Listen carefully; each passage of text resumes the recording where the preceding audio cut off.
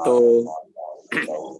जैसा कि प्रभु जी बता रहे थे कि अगले मंगलवार को बहुत ही विशेष दिन है हमारे गौड़ीय वैष्णव तिथि के हिसाब से। उस दिन वसंत पंचमी है, सरस्वती पूजा, और साथ ही साथ हमारे कई आचार्यों का तिरुभाव दिवस और आविर्भाव दिवस है। जैसे प्रताप रुद्र प्रभु बता रहे थे, पुंडरीक विद्यानिधि इनका आविर्भाव दिवस, रघुनंदन ठाकुर इनका आविर्भाव दिवस, विष्णु प्रिया देवी जो चैतन्य महाप्रभु के दूसरी पत्नी थी, पहली पत्नी लक्ष्मी प्रिया, दूसरी पत्नी विष्णु प्रिया, उनका तिरुभाव दिवस। और उसमें से सबसे मुख्य जो ज्यादा के बारे में हमारे गौड़ीय वैष्णव किताबों में वर्णन किया गया है वो है श्रील रघुनाथ दास गोस्वामी। तो उनके बारे में आज हम लोग संक्षेप रूप में चर्चा करने का प्रयास करेंगे। तो वसंत पंचमी हम जानते हैं, वसंत पंचमी मतलब उस दिन से ऑटम सीजन उसका शुरुआत होती है। और वृंदावन में खासकर बहुत विशेष उत्सव मनाया जाता है वसंत पंचमी के उपलक्ष्य में। बहुत सारी सुंदर लीलाएं राधा और कृष्ण का, हर एक उत्सव में अलग अलग लीलाएं होती है राधा और कृष्ण की। वसंत पंचमी भी वो एक होता है, और विशेष रूप से वहां पर वसंत पंचमी के दिन में सारे मंदिरों में हमारे डीटीज का जो आउटफिट है, येलो कलर, पीला कलर का वस्त्र भगवान को पहनाते हैं। तो ये विशेष रंग उस वसंत पंचमी के दिन ऐसा माना जाता है। बहुत अधिक विशेष रूप से ऐसा वर्णन नहीं है, लेकिन ऑटम सीजन है और भगवान राधा और कृष्ण का बहुत सुंदर लीलाएं होती है, और वृंदावन में बहुत सारे सुंदर त्योहार इस वसंत ऋतु के उत्सव पर मनाया जाता है। इतना ही बताया है।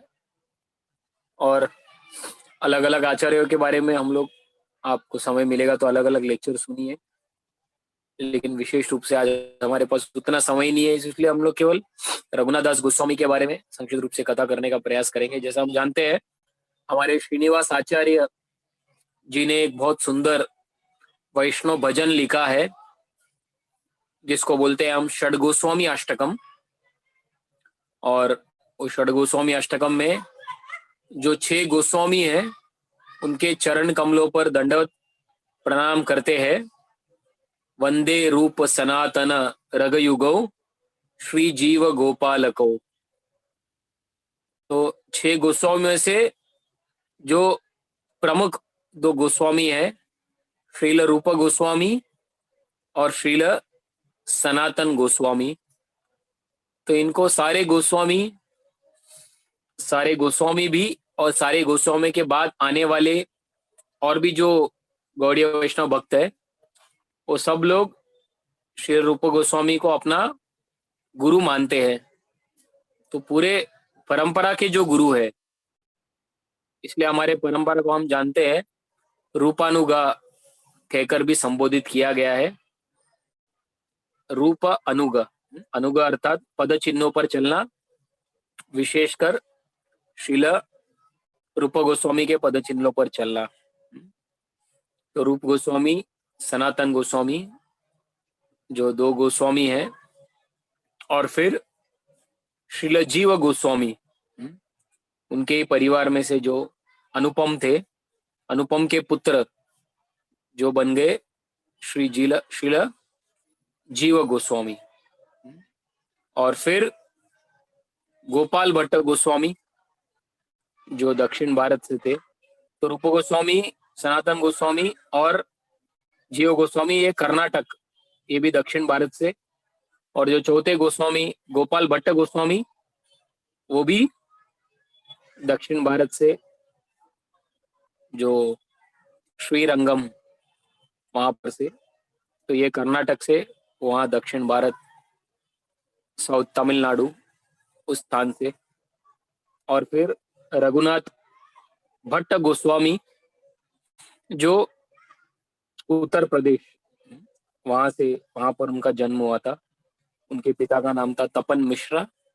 तो चैतन्य महाप्रभु ने उन्हें कलकत्ता से बनारस भेजा था, वहां पर वाराणसी, और फिर वहां पर इनका जन्म हुआ था।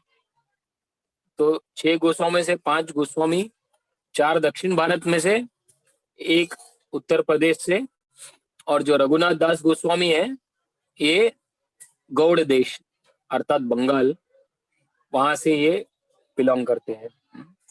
इसलिए श्रीनिवास आचार्य 8 सुंदर श्लोक लिखते हैं जहां पर वो षड गोस्वामियों का गुणगान करते हैं कि हमेशा ये गोस्वामी जो थे कृष्णा कीर्तन गान नर्तन परो प्रेमामृतम भो निधि धीरा धीर जनप्रिय प्रिय करो निर्मत्सरो पूजितो श्री चैतन्य दया वरो भुवि भुवो बाराव हंतारको वंदे रूप सनातनो रघुयुगो श्री जीव गोपालको। तो श्रीनिवास आचार्य अपने प्रार्थना में लिखते हैं कि कृष्णा कीर्तन गान नर्तन परो।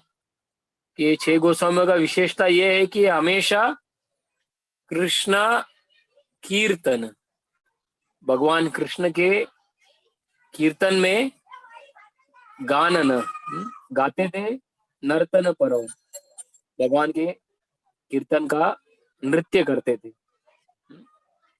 प्रेमामृतम बोनिधि बड़े प्रेम से, बड़े भावपूर्वक भगवान का कीर्तन गाना और भगवान के कीर्तन में नृत्य करना।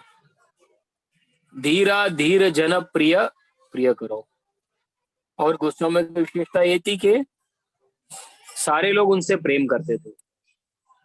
धीरा अधीर, जो भक्त थे और जो अभक्त थे, दोनों तरीके के लोग षड गोस्वामियों को प्रेम करते थे। निर्मत्सरो पूजितो, जिनका हृदय मत्सर से भरा हुआ था वो लोग भी गोस्वामियों का सरल स्वभाव को देखकर, इतना नम्र स्वभाव उनका, पूरा जैसे बताते हैं ना वैष्णव का 26 गुण होता है, 26 क्वालिटीज ऑफ अ वैष्णव, जिसको कहते हैं कि वैष्णव का जो आभूषण है, जो उनका ज्वेलरी, साधवो साधु भूषणम तितिक्षवा कारुणिका सुहृदम सर्वदेहिनाम अजात शत्रु शांतः साधवो साधु भूषणम। तो जो भगवान के भक्त होते हैं उनको अलग अलग गुणों से पहचाना जाता है। तितिक्षवा, जो बहुत ही टॉलरेंट, सहनशील, कारुणिका, सबके लिए उनके हृदय में दया की भावना, करुणा की भावना। सुहृदम सर्वदेहिनाम, सारे जीवों के प्रति, केवल मनुष्य ही नहीं, अन्य प्राणी के लिए भी समान भावना, दया की भावना। सुहृदम सर्वदेहिनाम, अजात पक्ष, अजात शत्रु, जिनका कोई शत्रु नहीं है, अजात शत्रु। शांत, जो हमेशा एकदम शांत रहते हैं। साधवो साधु भूषणम, सो साधु भूषण, भक्तों का गले में जो आभूषण है वो वास्तव में जो वैष्णव गुण, जो 26 प्रकार का जो वैष्णव गुण के बारे में हमारे शास्त्र में वर्णन करते हैं, ये उससे पूरे हमेशा सुसज्जित होते हैं। तो इसलिए षड गोस्वामियों के बारे में बताया है कि निर्मत्सरौ पूजितो कृष्णा कीर्तन गाननौ नर्तनो प्रेमामृतम भो निधि धीरा धीर जन प्रिय प्रिय करो निर्मत्सरौ पूजितो श्री चैतन्य दया भरो भुवि भुवो। तो षड गोस्वामियों के ऊपर श्री चैतन्य महाप्रभु का विशेष कृपा था। जैसा कि हम जानते हैं, चैतन्य महाप्रभु अपने स्वयं के जीवन में केवल शिक्षाष्टकम, केवल 8 श्लोक छोड़कर गए थे। चेतो दर्पण मार्जनम से लेकर आश्लिष्यवा पादरताम पिनष्टुमाम, ये 8 श्लोक चैतन्य महाप्रभु ने लिखकर रखा। लेकिन अधिक उनके मिशन के बारे में, इस प्रचार पृथ्वी इतिहाचद नगरादि ग्राम सर्वत्र प्रचार होइबो मोरा नाम। तो इस प्रचार के बारे में अधिक जो कहना था महाप्रभु को, जो करना था, चैतन्य महाप्रभु ने ये 6 गोस्वामियों के माध्यम से उसको पूरा करने का प्रयास किया। तो इसलिए महाप्रभु बोलते थे जो भी मेरा कार्य है मैं गोस्वामियों के माध्यम से मैं उसको पूरा करूंगा। तो हर एक गोस्वामियों के चैतन्य महाप्रभु ने अपना इंस्ट्रूमेंट, जैसा हमें कुछ लिखना है तो हम पेन पेंसिल इत्यादि को अपना इंस्ट्रूमेंट बनाते हैं कुछ लिखने के लिए। तो उसमें वो इंस्ट्रूमेंट का कोई श्रेय नहीं है, इंस्ट्रूमेंट का वही श्रेय है कि वो उस व्यक्ति के हाथ पर है जो उसका सुंदर डिजाइन बनाएगा, ड्राइंग करेगा या कुछ मैसेज लिखेगा जिसको पढ़कर सामने वाला व्यक्ति भाव विभोर हो सकता है। कैसा मैसेज है उसके हिसाब से इमोशंस बदलेगा सामने वाले का। तो उसी प्रकार से चैतन्य महाप्रभु ने षड गोस्वामियों का अपना इंस्ट्रूमेंट बनाया अपने इस मिशन को आगे बढ़ाने के लिए। और पूरा कृपा श्री चैतन्य कृपा भरो भुवि भुवो 12 अंतर। तो पूरे पृथ्वी भर में सब जगह पर उनका प्रचार करने के लिए उनके ऊपर पूरा कृपा दिया। वंदे रूप सनातनो रघुयुगो श्री जीव गोपालको नाना शास्त्र विचार नैक निपुणो सद्धर्म संस्थापको। तो जो सारे गोस्वामी थे नाना शास्त्र विचारने को निपुणों, इन्होंने सारा शास्त्र पढ़ लिया था और उसके बाद ही उसका सार समझने के बाद उसके आधार पर किताब लिखते थे। तो सारे जो 4 वेद है, ऋग्वेद, यजुर्वेद, अथर्ववेद, सामवेद और जो 108 उपनिषद है, जो 18 पुराण है, महाभारत, रामायण और सब जितना शास्त्र है हम उनका नाम भी नहीं समझ सकते। उसको पढ़ना तो दूर की बात है, सब संस्कृत में लिखा है। लेकिन षड गोस्वामी जी थे नाना शास्त्र विचार नहीं को निपुण, ये सारे शास्त्र को पढ़कर इसका जो निचोड़ था वो हमारे सामने हम सबके लिए उन्होंने सरल भाषा में प्रस्तुत किया है। क्योंकि अगर हम अपने कलयुग के जो 100 साल की आयु है वो भी बहुत ज्यादा है, 100 साल कोई जिएगा तो बहुत बड़ी बात होगी। 60, 70, 80 जितना भी व्यक्ति अभी जी रहे है उतने साल में अगर उसको समझना है शास्त्र का सार क्या है, संस्कृत में लिखा है, उसको पढ़ने का समय, पढ़ने के बाद उसको समझने के लिए बुद्धि, समय बहुत ही कठिन था शास्त्र के निचोड़ को समझना। तो इसके लिए उसका एसेंस को पूरा नाना शास्त्र विचार नहीं को निपुणो सद धर्म संस्थापक, तो सारे शास्त्रों का निचोड़ कर हमारे सामने दे दिया। और किसके लिए? धर्म का स्थापना करने के लिए उन्होंने सारे शास्त्रों का निचोड़ को ये कर लिया। लोकानाम हितकारिणो त्रिभुवने मन्य शरण्या करो, क्यों किया उन्होंने? लोकाराम हितकारुणो त्रिभुवने, तो आने वाले कलयुग के लोगों के ऊपर दया करने के लिए, करुणा की भावना से उन्होंने ये पूरा शास्त्र का सार बहुत ही सरल भाषा में, जिस भाषा में हम लोग समझ सकते हैं उस भाषा में उन्होंने लिखकर प्रस्तुत किया। नहीं तो शास्त्र को समझना मतलब एक पूरा जंगल के अंदर जाने जैसा।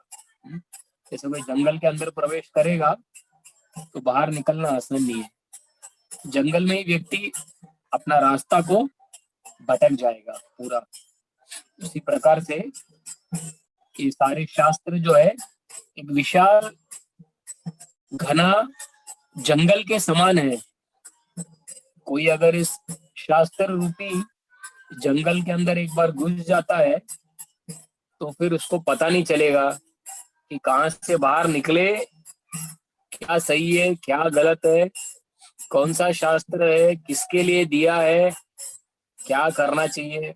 हम्म, तो इसीलिए हमारे इस समय पर कलयुग के हिसाब से हमारे लिए कौन सा शास्त्र अनुकूल है, ये सब समझकर उसका सार को प्रस्तुत करना, ये बहुत ही कठिन चीज है, लेकिन उसको हमारे सामने कर कर उन्होंने प्रस्तुत कर दिया।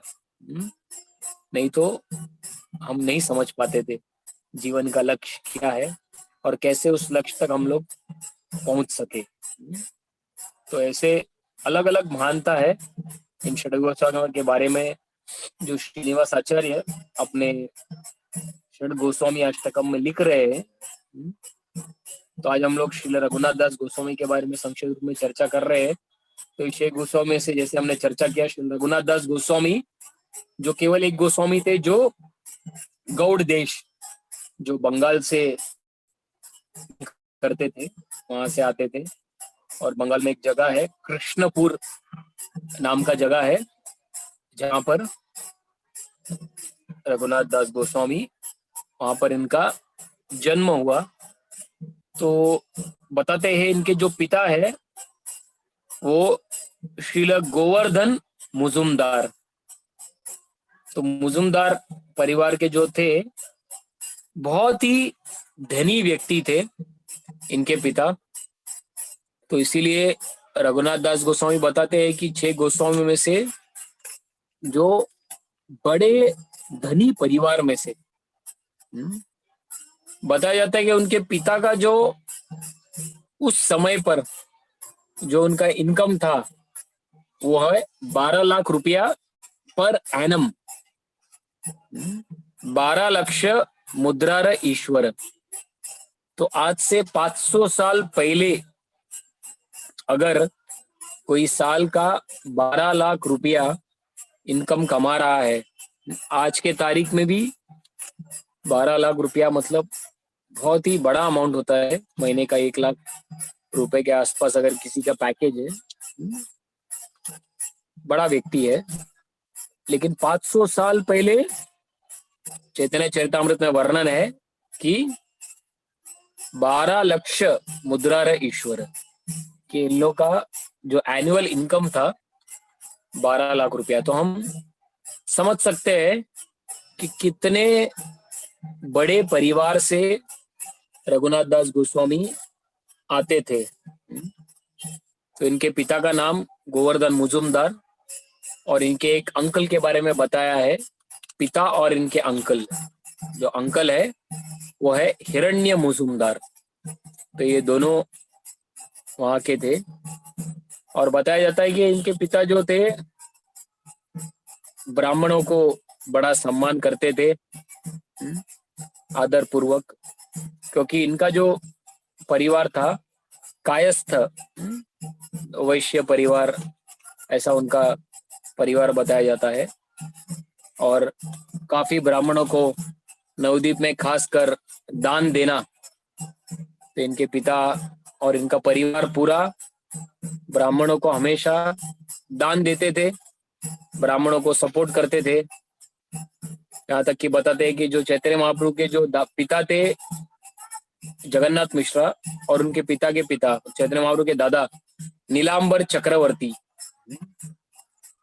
वो लोग, उनको भी ये हिरण्य मुजुमदार, गोवर्धन मुजुमदार, रघुनाथ दास गोस्वामी के पिता, वो चैतन्य महाप्रभु के दादा का पूजा करते थे। तो ऐसा इनका संबंध हुआ करता था। तो ये सब होते हुए ऐश्वर्य चारों ओर, ऐसे परिवार में रघुनाथ दास गोस्वामी का जन्म होता है। और बचपन में रघुनाथ दास गोस्वामी के जीवन में उनको एक विशेष भगवान के शुद्ध भक्त का संग मिलता है, वो है नामाचार्य शिला हरिदास ठाकुर। तो हरिदास ठाकुर, जैसा हम जानते हैं, अलग अलग जगह पर बांग्लादेश में उनका जन्म होता है। फिर अलग अलग कारणों के वजह से वो बांग्लादेश से निकलकर वेस्ट बंगाल में, ईस्ट बंगाल से वेस्ट बंगाल वहां पर आते हैं। और जब वो वेस्ट बंगाल में आते हैं तो वहां पर हरिदास ठाकुर कुछ समय के लिए रघुनाथ दास गोस्वामी का जो गांव है कृष्णपुर, वहां पर वो उपस्थित होते हैं और वहां पर अपना नाम भजन कर रहे हैं। और रघुनाथ दास गोस्वामी छोटे से बालक है और बचपन की अवस्था में उनको एक शुद्ध भक्त नामाचार्य हरिदास ठाकुर जैसे महान वैष्णव का संग मिलता है। जो हरिदास ठाकुर जो दिन में 3 लाख नाम भगवान का जप करते थे, 192 माला, तो उनका संग करने को मिला कुछ दिनों तक। और केवल संग ही नहीं किया, उनकी अलग अलग तरीके से सेवा की। तो जैसा बताते हैं, साधु संग सर्व शास्त्र कोय, लव मात्र साधु संग सर्व सिद्धि होए। तो शास्त्र में बार बार बताया जाता है कि साधु संग सर्व शास्त्र होए। ये शास्त्र में बार बार बताया कि साधुओं का संग करना चाहिए, भगवान के भक्तों का संग करना चाहिए। लव मात्र साधु संग, लव अर्थात 1 सेकेंड से भी कम, उसको लव बोलते हैं। 1 सेकेंड से भी कम को लव बोलते हैं। 1/10 की 1/8 ऑफ अ सेकेंड, लव मात्र। कि अगर कोई साधु का संग केवल लव मात्र के लिए भी करेगा, सर्व सिद्धि होए, उसका सिद्धि हो जाएगा। जैसे आजामिल के जीवन में लव मात्र, नारद मुनि आकर बोले कि बच्चे का नाम नारायण दे दो, बस उतना ही बोल के चले गए, ज्यादा कुछ संग नहीं हुआ, लेकिन केवल कहा बच्चों का नाम नारायण दे दो, बस उतना उन्होंने साधु संग किया। और वो नारायण नाम रखने की वजह से हम जानते, अजामिल जो यमदूत उनको लेकर जाने वाले थे, वो लव मात्र साधु संग करने की वजह से अजामिल ने नारायण नाम रखा अपने पुत्र का। वो केवल 4 शब्द सुना साधु से, बच्चे का नाम नारायण रखना, बस। और ऐसा कहीं पर भी वर्णन नहीं कि अजामिल बैठकर घंटों घंटों प्रवचन सुने नारद मुनि से, नहीं। तो ये उदाहरण है लव मात्र साधु संग का। केवल नारायण नाम रखो सुना, उन्होंने विश्वास किया और नाम रख दिया, और वो अजामिल का मुक्ति का कारण बनता है। तो यहाँ पर शास्त्र में कहते हैं लव मात्र साधु संग में कभी संकोच नहीं करना चाहिए। अरे 1/8 ऑफ सेकेंड, केवल इतने में साधु संग करने से सर्व सिद्धि होए, अमूल्य धन को हम प्राप्त कर सकते हैं, ये कैसे संभव है? नहीं। इसलिए शास्त्र में कई सारे उदाहरण बताए जहां पर केवल साधु का दर्शन करने से, साधु का संग करने से ही कई लोगों को सदगति प्राप्त होती है। तो रघुनाथ दास गोस्वामी के जीवन में उन्होंने हरिदास ठाकुर का संग लव मात्र के लिए नहीं किया, लव मात्र से भी कई अधिक समय तक, कई दिनों तक उनको हरिदास ठाकुर का संग मिला, वो भी बाल अवस्था में। जैसा जानते हैं हम लोग कि बचपन का जो समय होता है, अगर बचपन का जो एक समय होता है वो एक पेड़, एक छोटा सा क्रीपर के समान है। हाँ? जैसा हम बीज बोते हैं तो छोटा सा एक सैपलिंग आता है कुछ दिनों में, तो सैपलिंग बहुत नाजुक होता है। तो छोटे से सैपलिंग को आप कैसे भी मोड़ सकते हो, लेकिन एक बार बड़ा पेड़ बन जाता है, वृक्ष बन गया, तो उसको मोड़ना बहुत कठिन है।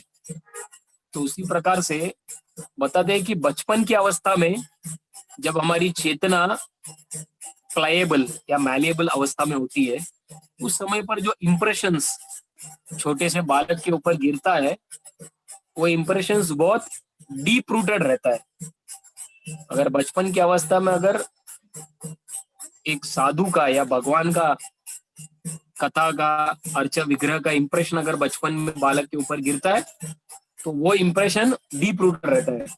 लेकिन बचपन की अवस्था में 1 2 3 4 5 6 7 ये जो फॉर्मेटिव ईयर्स है बच्चे का, उस समय पर जो इम्प्रेशन अगर पड़ जाता है पॉजिटिव और नेगेटिव, वो बच्चा उसको हमेशा अपने मन में उसका स्ट्रॉन्ग रहता है। वज्र की तरह बोलते ना, impression on A thunder bolt. अगर वज्र ने कोई जगह पर निशान किया तो इतना जल्दी जाता नहीं है।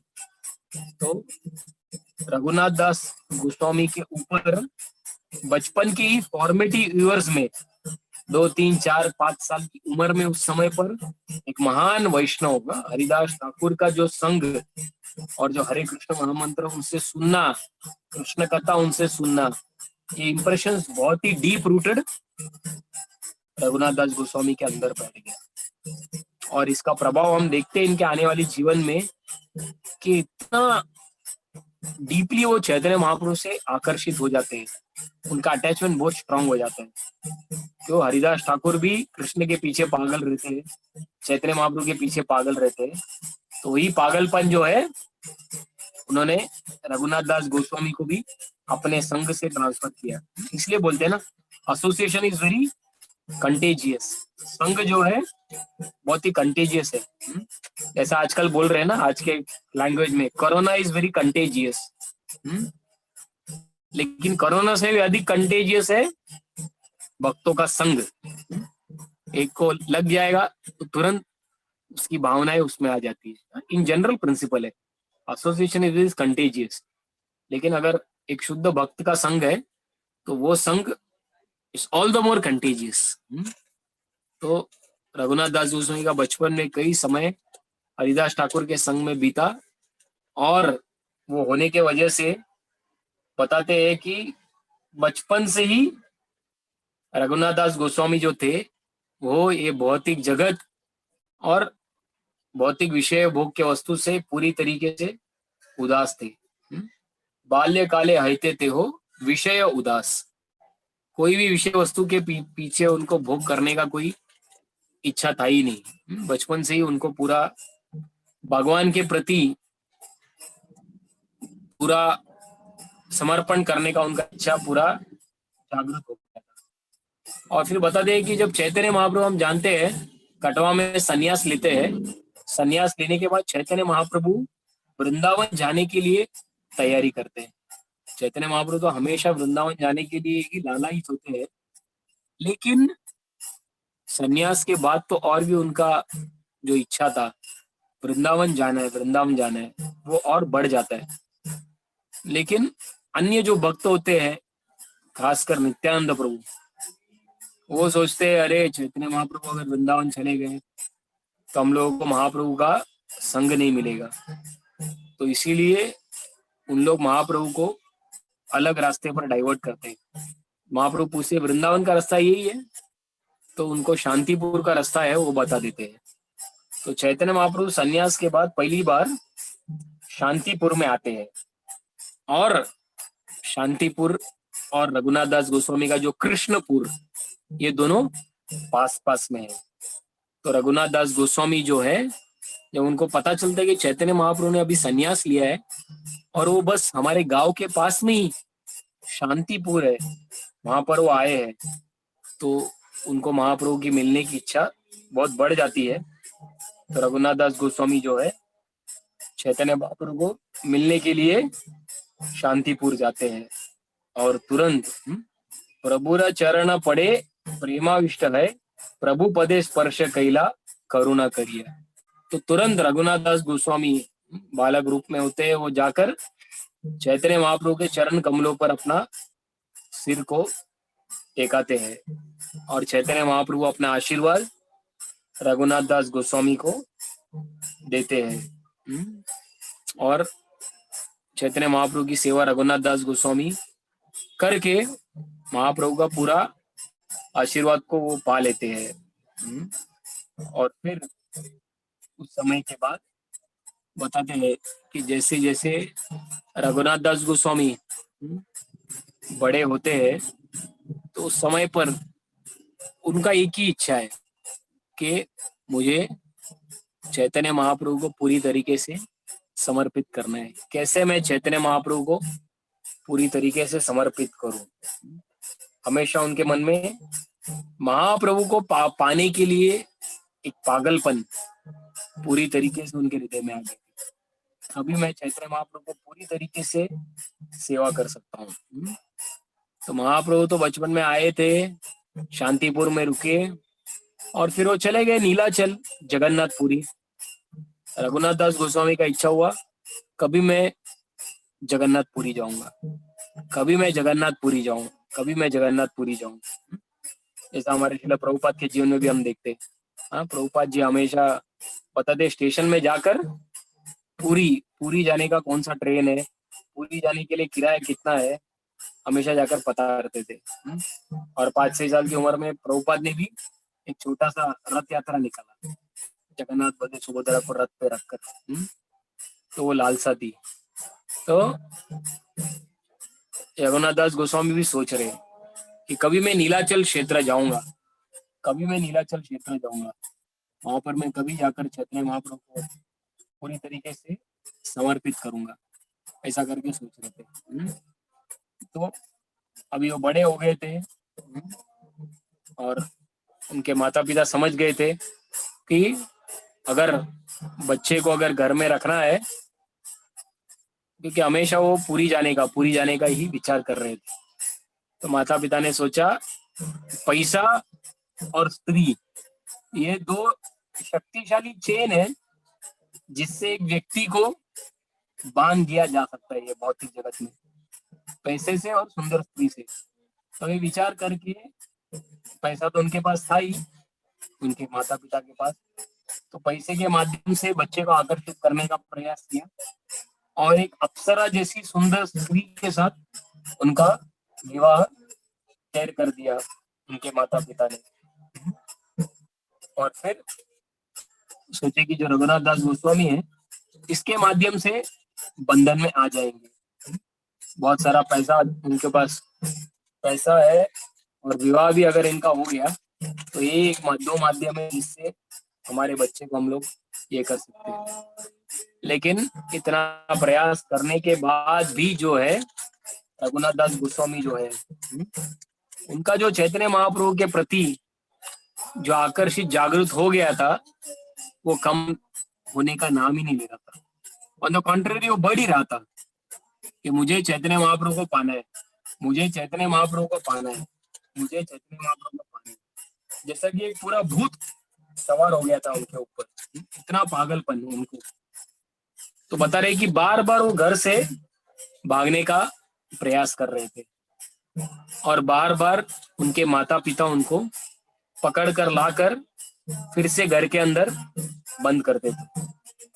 फिर वापिस अगले दिन कभी तो घर से भागने का प्रयास कर रहे थे, फिर से माता पिता उनको पकड़कर उनको घर के अंदर बांध देते थे। तो ये कई बार चल रहा था। माता पिता को लगा कि अरे हमसे तो संभव नहीं होगा इनको बांधना, तो उनके पीछे पूरा 11 लोगों का एक टीम लगा दिया।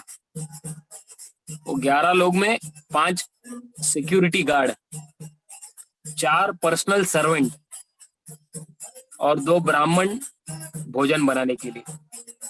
ऐसे 11 लोगों का टीम रघुनाथ दास गोस्वामी के साथ में 24 आवर्स, क्योंकि माता पिता सोचे कि इनको हम हमेशा हम जाकर नहीं पकड़ के ला सकते, ये कभी रात पे भी अगर बच्चा घर से भाग गया तो इनका भागने का जो ये कथा को पढ़कर कई ब्रह्मचारियों का हमें स्मरण होता है जो घर से ऐसे ही भाग कर गए थे।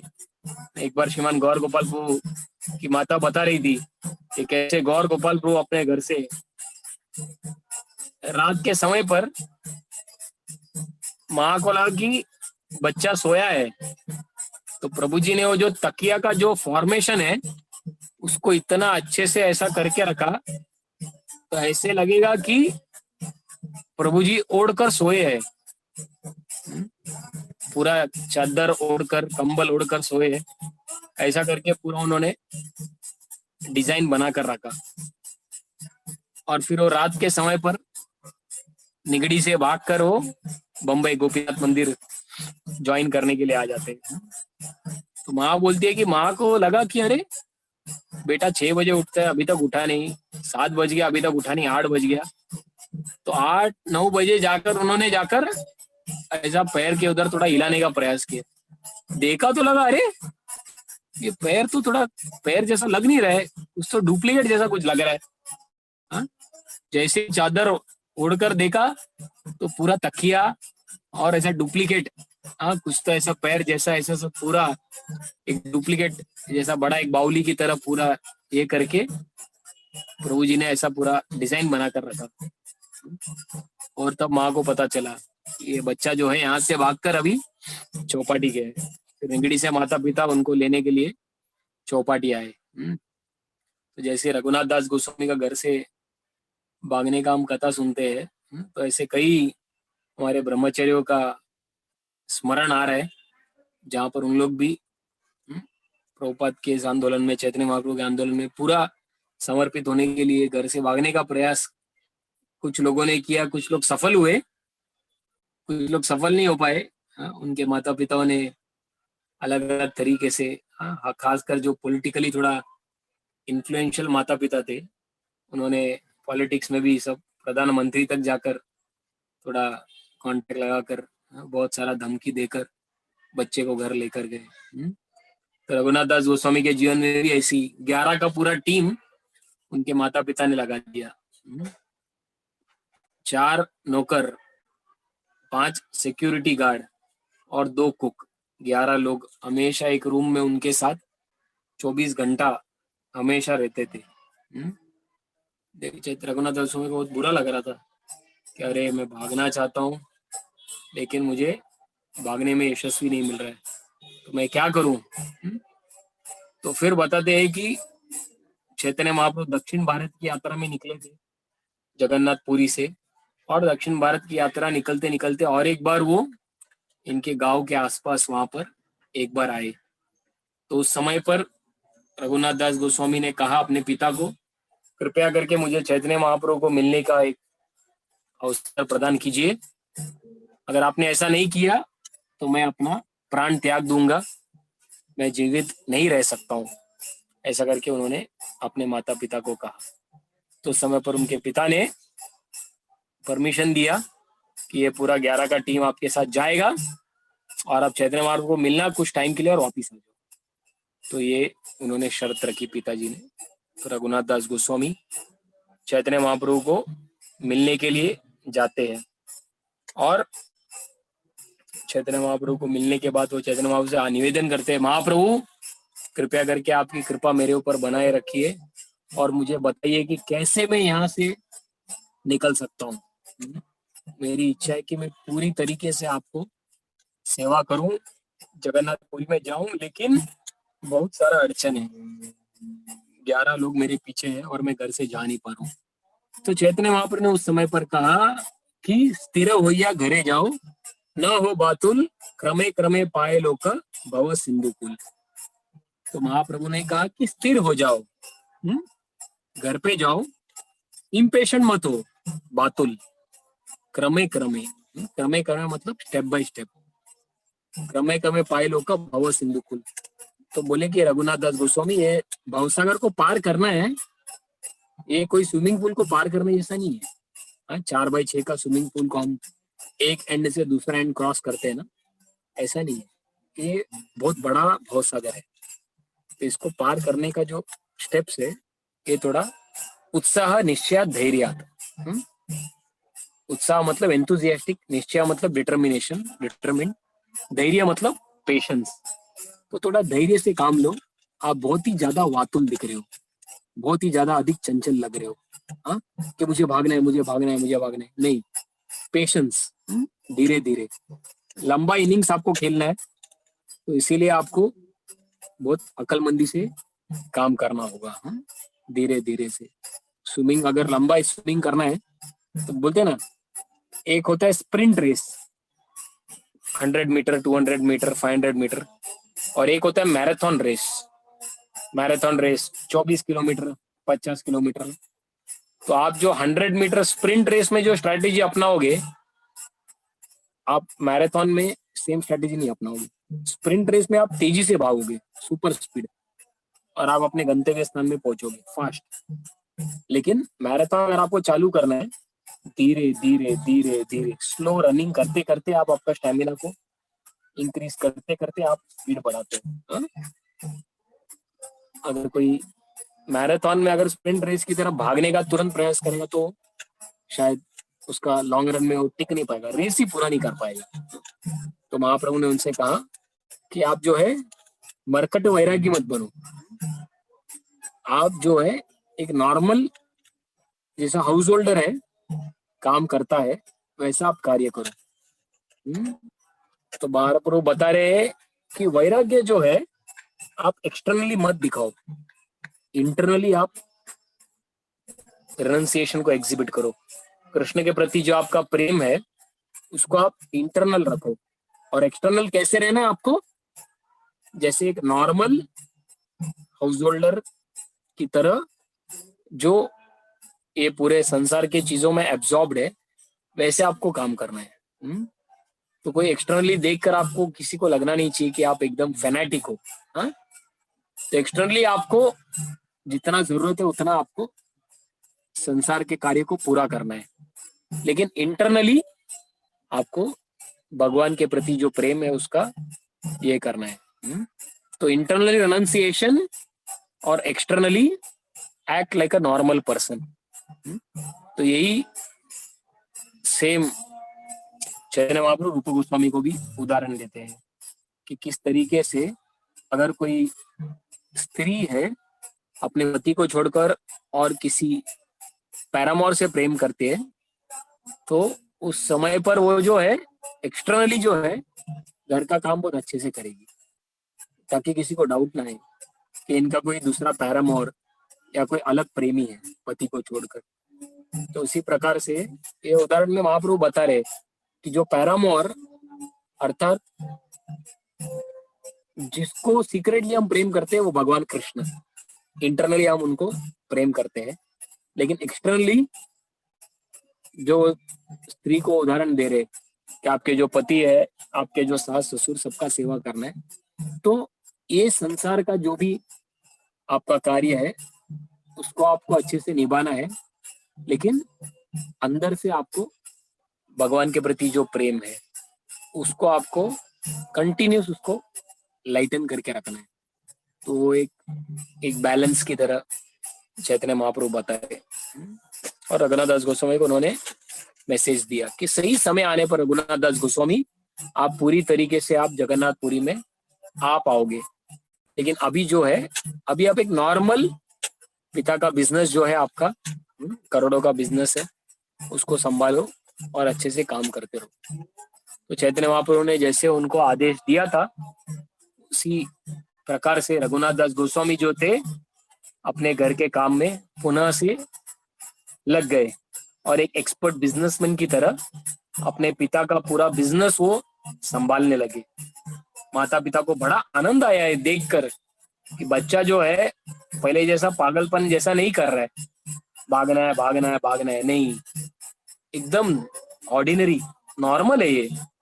तो माता पिता बहुत खुश हो जाते हैं।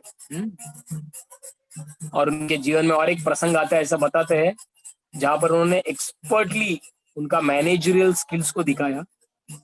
बताते हैं कि एक चौधरी करके एक वहां पर होते हैं व्यक्ति जो गवर्नमेंट में उस समय पर काम करते होते हैं, तो वो चौधरी को नौकरी से निकाल दिया जाता है और उसके जगह पर रघुनाथ दास गोस्वामी की जो अंकल है हिरण्य मुजुमदार, उनको उस नौकरी पर रखा जाता है टैक्स कलेक्ट करने का।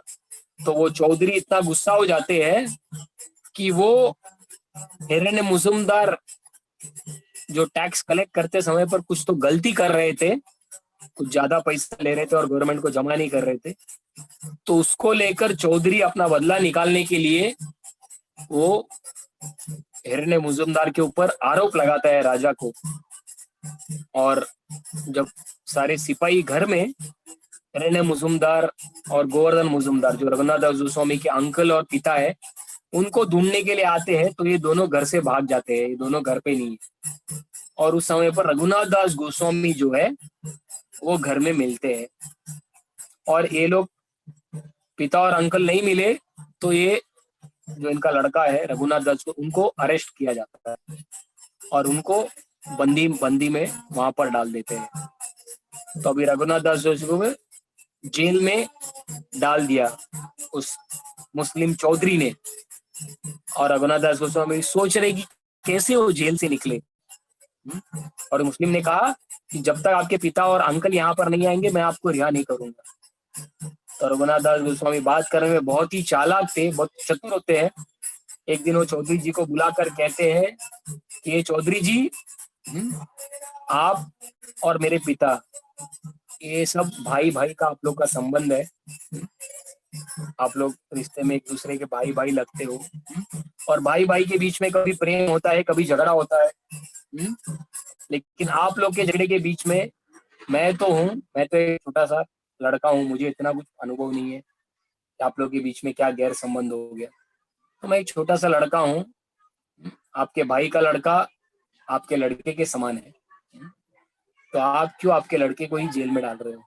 तो हमारा तो एक संबंध है, घर का ही संबंध है।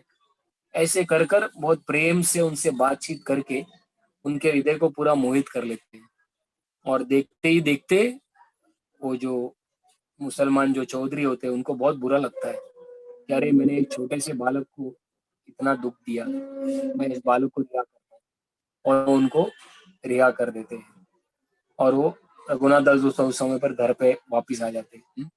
जब उनके पिता और अंकल को पता चलता है कि इतना अच्छे से व्यवहार कर रहा है रघुनाथ दास गोस्वामी, तो बहुत ही खुश हो गए कि बच्चा वास्तव में बहुत अच्छे से सेवा कर रहे हैं।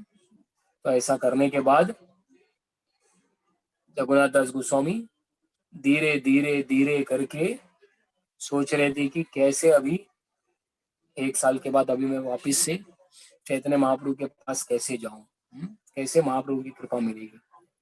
तो फिर उस समय पर बताते हैं कि एक दिन नित्यानंद प्रभु उनके गांव के पास में आते।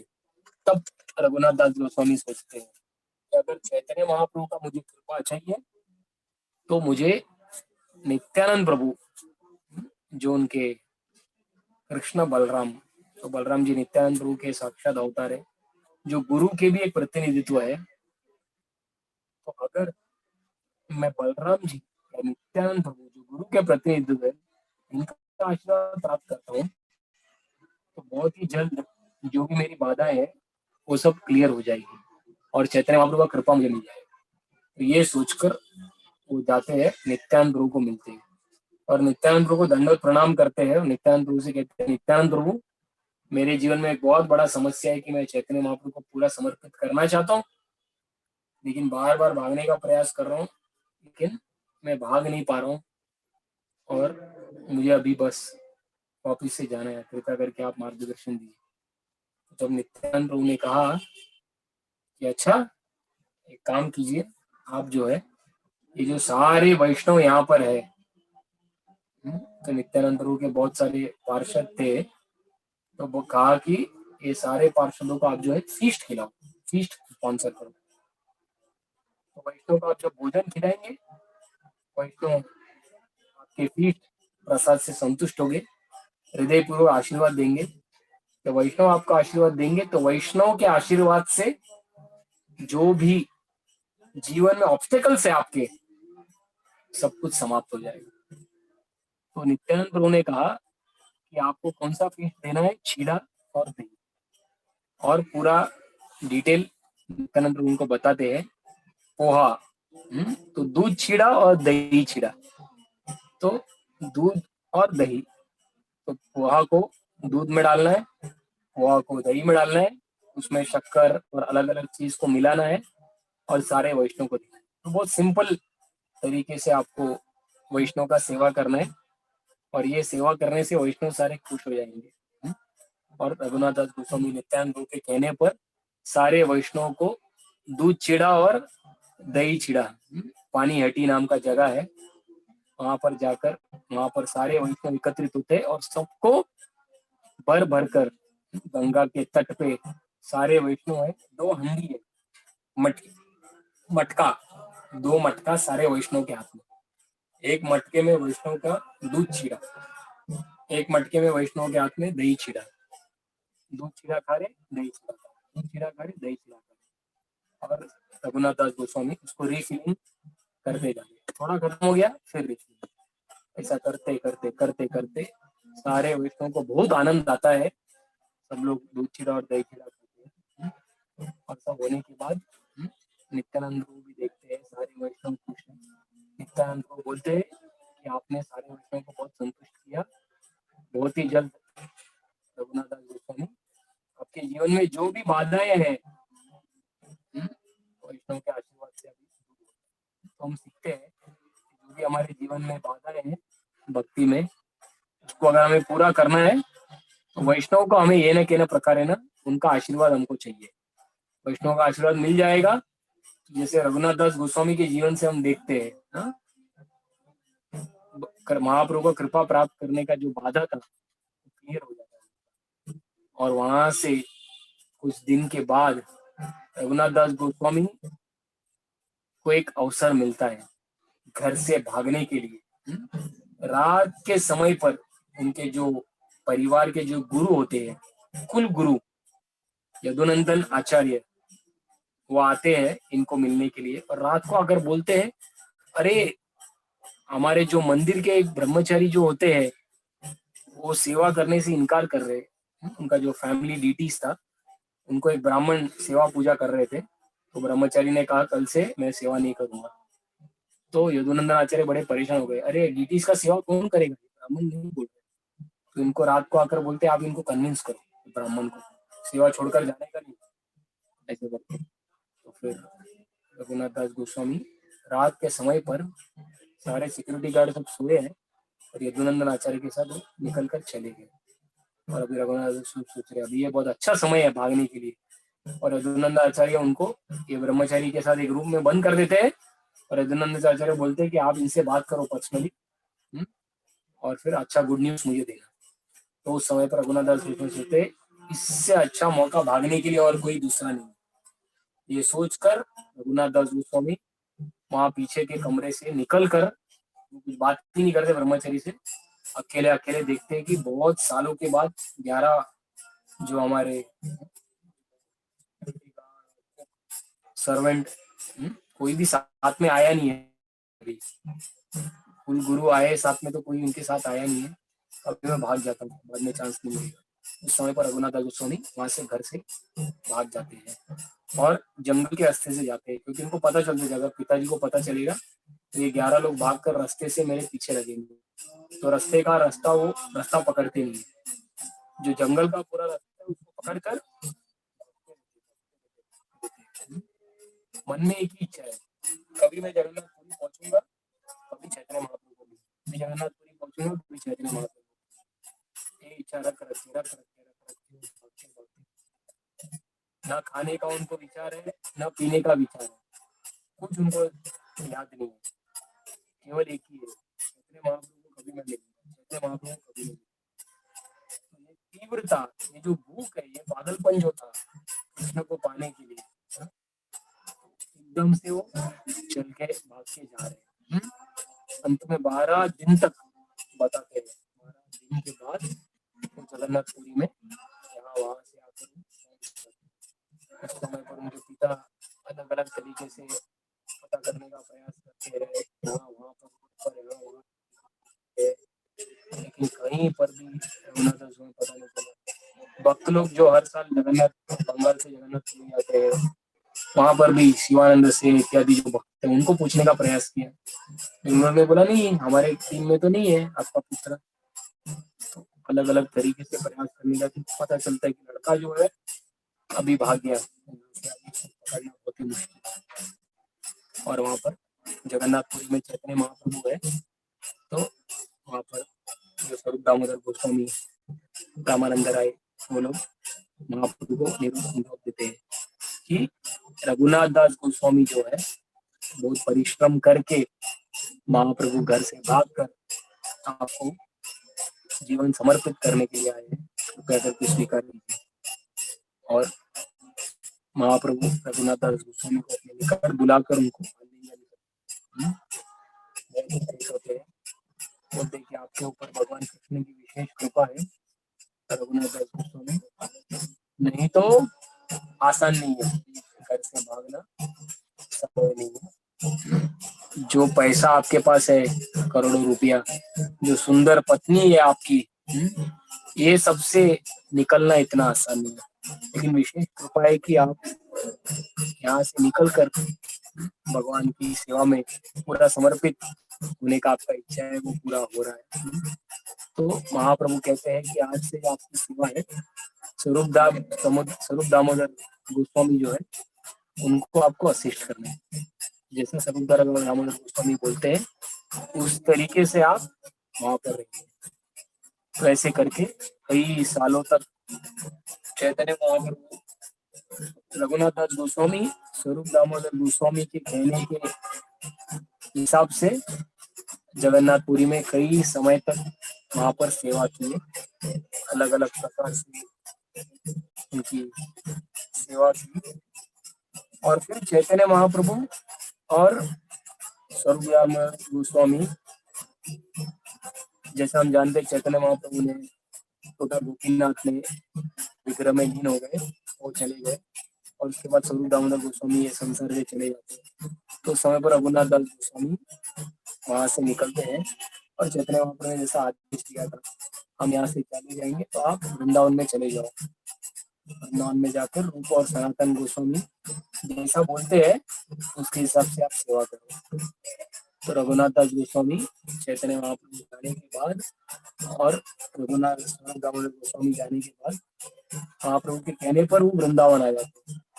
और वृंदावन में आकर आगे का जो भी उनका 30-40 साल मेजोरिटी टाइम जो है वृंदावन में रहते हैं।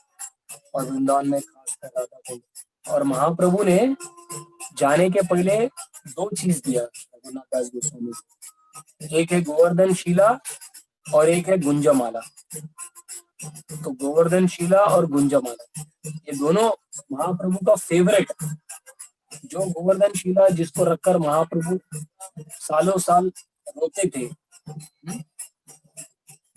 वो महाप्रभु का अश्रुओं से अभिषेक किया हुआ गोवर्धन शिला रघुनाथ दास गोस्वामी के हाथ में दिया। और गुंजमाला जो राधा रानी अभिन्न है। तो गोवर्धन शिला मतलब कृष्ण का पर्सोनिफाइड रूप और गुंजमाला मतलब राधा रानी। तो राधा और कृष्ण ये दोनों दे दिया।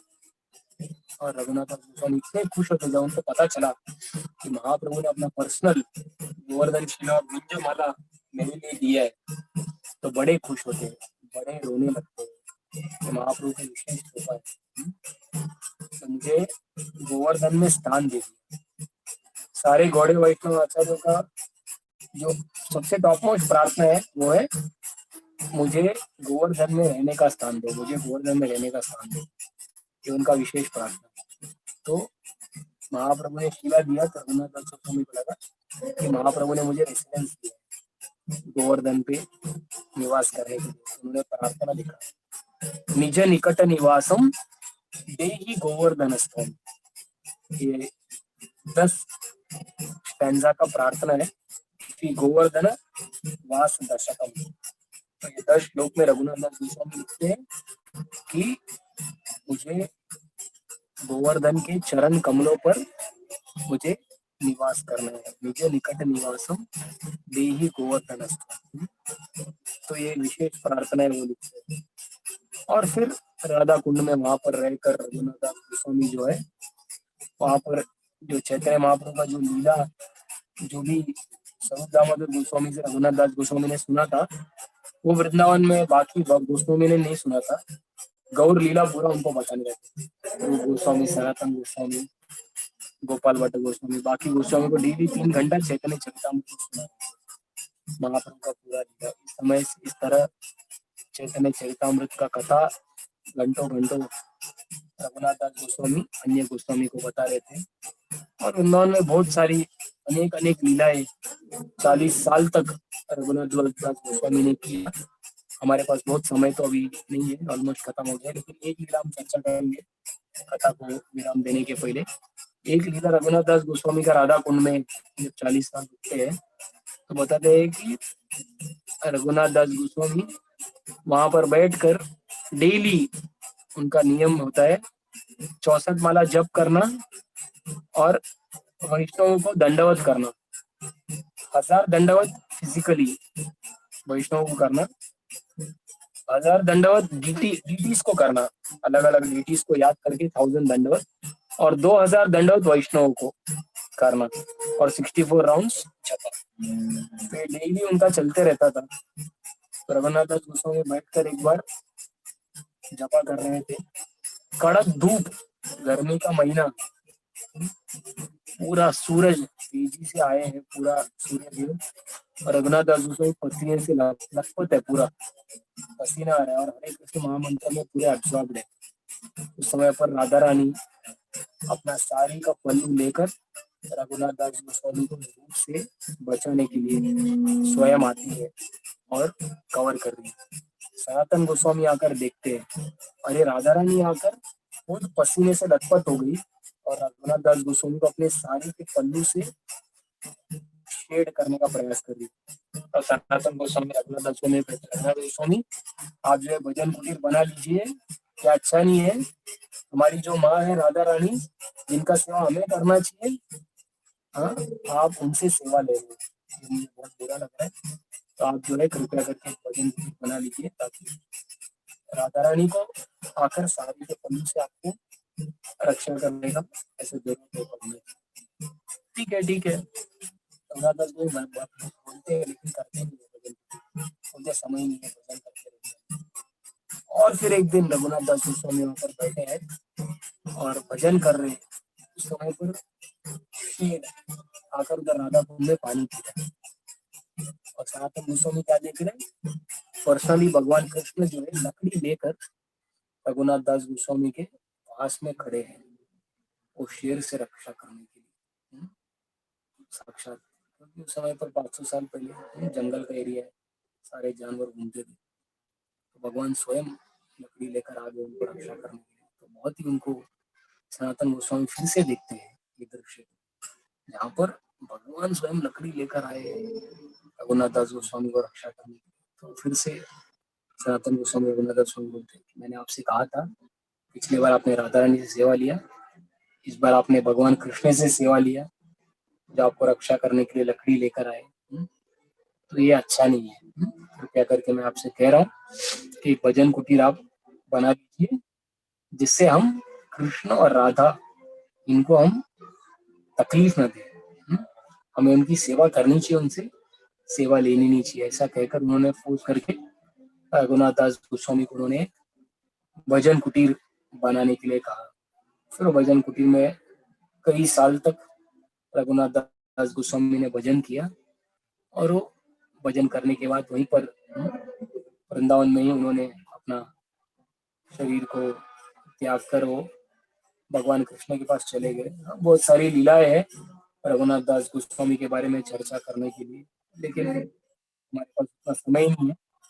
लेकिन इतना हम कह सकते हैं कि रघुनाथ दास गोस्वामी जो है, जैसा हम जानते हैं, संबंध, अभिधेय और प्रयोजन।